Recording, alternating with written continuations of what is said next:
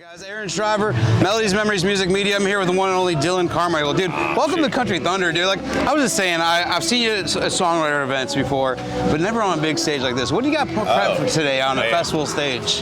You know what? We're going to play some new stuff. All right. We got a lot of up-tempo, so we're going to rock it up there. Yeah, dude. We're getting ready. We're getting primed up. It's going to be fun, man. I'm excited. So a couple songs, man, that I've been waiting to talk to you about. I'm a big fan of the songwriter first, dude. That's always been, Right. and I love like breaking it down. You wrote with some of my favorite songwriters. Yeah. First off, Ken Bryan, dude. Yes. New single, I'd Call Grandpa. Yeah. Tell me the inspirational behind that song, man. Well, me and Kenton were talking about grandpas. We both had a similar experience with our grandpas, which not everybody has had a great experience, but most, I feel like, have a grandparent that touched their lives. And, unfortunately, grandparents are the first, usually that pass on. And me and Kenton were just talking about, man, we don't want them to just pass, and then you don't ever talk about it again. Like, I want to raise up the grandparents, the grandparents that are here, but my grandpa's like, I don't want people to forget my grandpa, you know what I mean? So I'm going to sing a song about it. Let's write it. Which road I'd call Grandpa. If I had one call, it would be that. So. I love that, man. It worked out perfect, but the other one I want to talk about, my favorite songwriter, Casey Beathard, dude. Yeah. Son of, dude, where did that song come from? We're talking about grandparents, not talking about my parents and stuff, now, right? Covered all bases.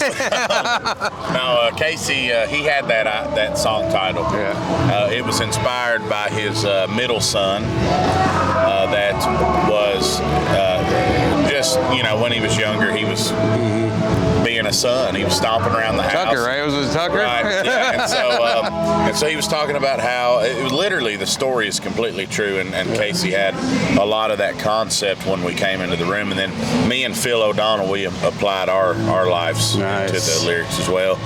And then it was really such a successful song, in a sense of it touched so many lives. It's one of my favorites because it fit your style perfect, the way you delivered that song too. This is a badass song for you. So to stay on the songwriting topics, man, when you sit down and write, do you have any rituals or any specific spots you want to go to? And then who's still on your bucket list of people you haven't wrote with yet? I'm going to give you the lamest answer ever. So I signed my first publishing deal when I was 17 years old. So I was just a kid. I've been in publishing companies in Nashville. For those listening and watching, publishing company is a company in Nashville that is developed to cater to songwriters. They sign them and they help them get their career going. Push them out a little bit. Yeah, so I actually, as a teenage man, I was showing up to a publishing company at 10 o'clock in the morning and, making the coffee and writing in a publishing company in a room. And so for me, I have a lot of success at publishing companies, which most people go like, oh man, I go to Key West, or I go to the beach, or we have a retreat, or I go in my house, in my basement, or whatever it is. That's what you were grinding when you first came. That's what you're doing. What I knew. You've been in town, 11 years or so now? 12 years. 12 years now? Years, yeah. Damn, dude. Well, hey, they always said it was a 10-year town. You're there, though, man. You're killing it out there, and we love it, dude. So thanks for spending some time with us today. Do you have any last question real quick, but you got any upcoming projects or anything you can talk about, anything on the works? Dude, the album I'm working on right now is, I don't know how to explain it.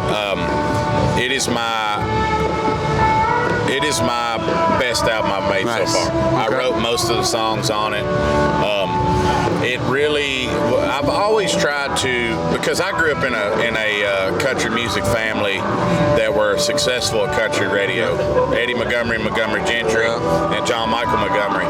So I'm not an indie or a kind of left field artist. I am, but I'm also a modern country artist at the same time. So bridging that gap, because right now it's so extreme, one way or the other. I feel like this album I've really successfully bridged that gap. Nice, I mean, dude.